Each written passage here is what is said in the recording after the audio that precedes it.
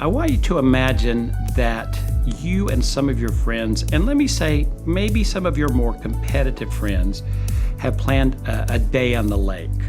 And the plan is to just go out, have some fun, some laughs, maybe to engage in some friendly competition. Everybody arrives at the lake and someone notices that over on the shore there's a row of paddle boats, and it just so happens that there's the same number of boats as people who have arrived at the lake that day. There's a suggestion made, hey, why don't we have a paddle boat race across the lake? Everyone says, hey, that sounds great. They go over, they choose their boat, drag it over to the start line. You're sitting in your boat, you're ready to go, and you have this confidence. You are going to win this race. You've got it.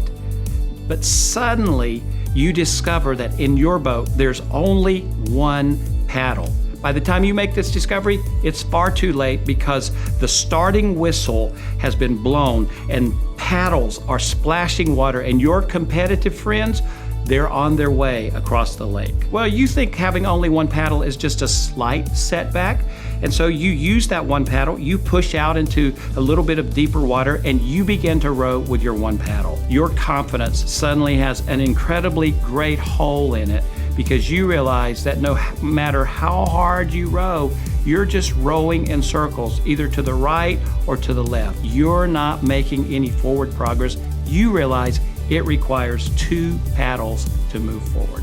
Now, I tell you this story as an illustration of what James is writing about in James chapter 2 as he reveals the necessary balance between faith and works in our spiritual lives. A paddle boat requires that both oars, both paddles, be in the water in order to move forward. Well, what James is telling us in James chapter 2 is that faith and works must work together in that same partnership. That's by God's design, that we move through our spiritual life. We move forward by partnering faith and works. That's not to imply that we're saved by our works. In fact, we know that we're saved by faith.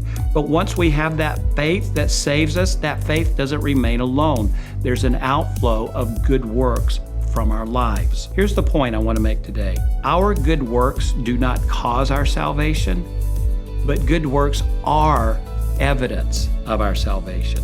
So I would challenge you, take some time to assess your life. What does your life tell about your faith? Is there a natural flow of good works, kindness, good deeds flowing out of your life as a result of your salvation? Because it will make a difference in other people's lives. You become Jesus to those people through your kindness and through your good works. I know you can do it.